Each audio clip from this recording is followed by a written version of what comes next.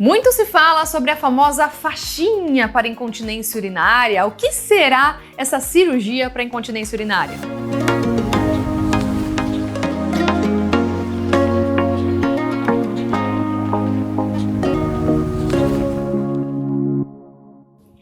Sejam todos bem-vindos ao canal You Care! Eu sou Lilian Fiorelli, sou uroginecologista, especialista em sexualidade feminina e vim trazer hoje alguns esclarecimentos sobre a cirurgia da incontinência urinária. A gente sabe que a incontinência urinária, ela não tem só um tratamento cirúrgico. O tratamento cirúrgico é uma das possibilidades e também dentro das cirurgias, nós temos várias possibilidades de cirurgia para incontinência urinária. Temos desde técnicas laparoscópicas, temos técnicas vaginais e das técnicas vaginais também temos slings, que são faixinhas que ficam embaixo da uretra.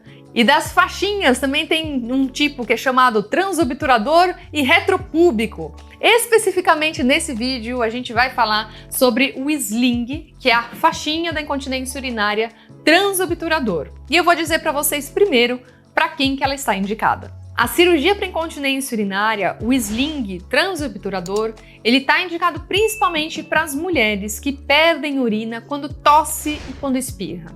A gente sabe que muitas mulheres têm esse tipo de sintomas e são outras coisas que são levadas em consideração também, então não é para todo mundo que tosse e espirra que precisa fazer o sling transobturador, mas para algumas mulheres é uma excelente alternativa. Vamos entender como que é essa cirurgia. Primeira coisa, apesar de muitos estudos falarem que é um procedimento que pode ser feito em consultório, em ambulatório, a gente sabe que pelo menos aqui no Brasil, e eu também acabo concordando com que essa cirurgia seja feita em centro cirúrgico. Geralmente a internação é de um dia, mas dependendo da mulher, se for uma mulher com mais morbidades, então tem algumas outras doenças, se vai precisar de UTI, que é raríssimo, aí pode ficar um pouquinho mais. E bora lá e vamos ver o que acontece no centro cirúrgico. Imaginem aqui que a paciente está em posição ginecológica, tá? Eu já estou toda paramentada, luva estéreo, roupa estéreo, e a gente faz uma limpeza primeiro em toda a região que vai acontecer a cirurgia, e até uma região em volta, pernas, barriga, e a gente coloca um campo estéreo. Essa paciente também já está anestesiada, é muito possível fazer uma anestesia ou raquidiana ou também uma sedação. Existem vários tipos de faixinhas, mas todas elas parecem mais ou menos com isso aqui. É uma telinha de polipropileno, tá? Ela pode ser mais curtinha, ela pode ser mais longa, mas geralmente ela tem mais ou menos essa espessura. A gente precisa colocar essa faixinha embaixo da uretra para sustentar essa uretra mais lá dentro. E isso é feito com o auxílio de algumas agulhas. Para a gente saber exatamente aonde vão as agulhas, a gente faz uma medição primeiro, depende do tipo de sling que você vai fazer. Às vezes essa medição é na linha do clitóris, às vezes são 2 centímetros acima, lateral. O fato é que a gente sempre precisa de uma régua estéreo, uma caneta estéreo para fazer essa marcação. As agulhas do sling transobturador, ela tem essa curvatura, tá? Então não é uma agulha reta, ela faz essa curvinha aqui.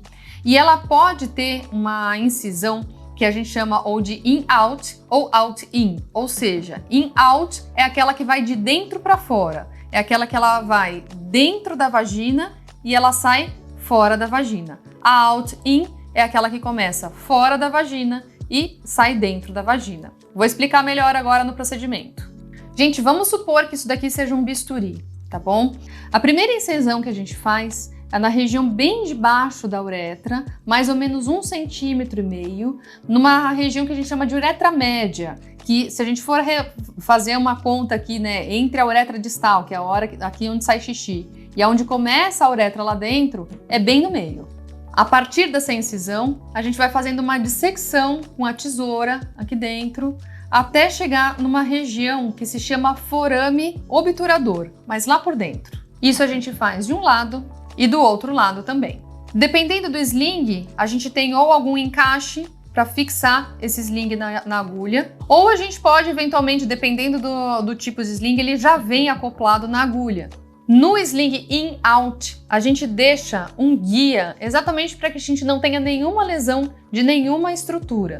A gente passa então a agulha exatamente pelo caminho que a gente já abriu com a tesoura. É feita uma rotação da agulha dentro da pelve e ela sai aqui na pele. Para vocês entenderem melhor, se a gente olha por dentro, aqui é o canal vaginal. É por aqui que a gente entra com a nossa agulha, ela vai passar lá por dentro, ela vai furar essa região que é chamada forame oval e com isso sair na pele. Dependendo do tipo de sling, ele não precisa necessariamente furar a pele, tá? Esse, por exemplo, é chamado mini sling. Ele poderia se fixar aqui nessa região de músculo, mesmo antes de chegar na pele e sair. Mas alguns slings, ele fura a pele e aí a gente retira a agulha. Ao retirar a agulha, o procedimento é feito igualmente do outro lado. A outra parte da faixa é fixada na outra agulha. A gente passa a agulha para o outro lado, né? Como eu disse para vocês, tem um mini sling que ele para no músculo e outros slings que também perfuram a pele e a gente consegue puxar a faixa. Retira-se a agulha e pronto, ele está lá dentro. Se a gente for ver lá atrás, né? Ele fica aqui, ó, numa região em cima da vagina, aqui é o buraco da vagina, aqui seria o buraco da uretra e ele fica aqui embaixo segurando essa uretra.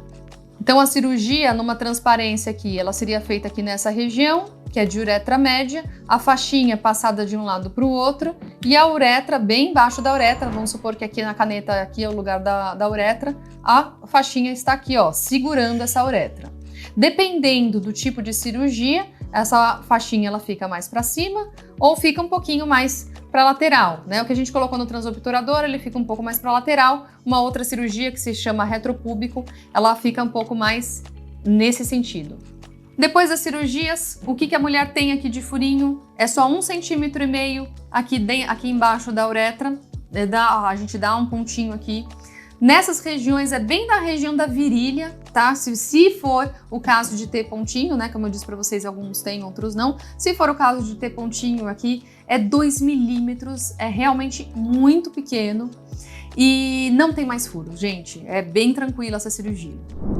Por mais que o cirurgião tome todos os cuidados, a gente sabe que riscos sempre existem, tá? E um dos riscos é perfuração de bexiga, é algum tipo de lesão de bexiga, por isso que a gente acaba orientando que toda cirurgia que é feita o sling, a gente também faça uma cistoscopia no mesmo tempo cirúrgico, que é simplesmente entrar com uma câmera dentro da bexiga, olhar a bexiga por dentro, ver se existia alguma lesão, se existiu, corrige, se não existiu nenhuma lesão, ótimo, menos uma complicação. Como toda cirurgia, também existe risco de sangramento, de infecção, mas são riscos extremamente baixos. E o que eu acredito que seja talvez uma das complicações desse tipo de cirurgia é rejeição de tela, extrusão da tela, que também não é uma complicação, apesar de vocês acharem, poxa, uma tela que sai do lugar, né? A extrusão é quando ela sai do lugar dela e se expõe na vagina, por exemplo, né? A grande maioria das vezes não precisa fazer uma nova cirurgia, a gente consegue só com tratamento local melhorar esse tipo de complicação.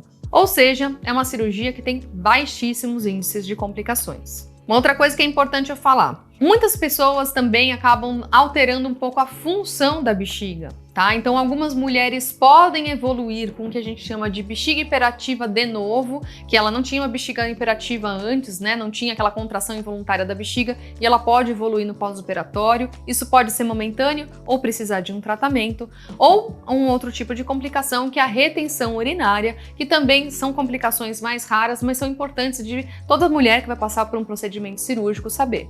A cirurgia é rápida, tem mais ou menos aí uns 20 minutos de cirurgia e ela pode também ser feita concomitante com outras cirurgias, tipo cirurgia de prolapso. Geralmente a mulher sai do centro cirúrgico com uma sonda, né, que é aquele caninho que vai na uretra para ajudar essa bexiga a funcionar. O ideal é que ela continue com essa sonda até o dia seguinte, porque às vezes demora para a bexiga voltar a funcionar e no dia seguinte a gente faz uma avaliação de como que tá essa bexiga, né? Tira a sonda e faz aí a mulher fazer o seu primeiro xixi, o seu segundo xixi e avalia se a bexiga tá funcionando normalmente. E você, faria essa cirurgia? Você conhece alguém que perde xixi e que se beneficiaria desse vídeo? Já manda para essa pessoa! E se você ainda não se inscreveu no canal, não sabe o que está perdendo, já se inscreve no canal. Aqui a gente traz muitos assuntos sobre saúde pélvica e também por esse universo da uroginecologia. E se você tem mais alguma dúvida, já coloca aqui embaixo nos comentários, quem sabe a sua dúvida pode ser o tema do próximo vídeo. E eu vou ficando por aqui, beijinhos e até a próxima!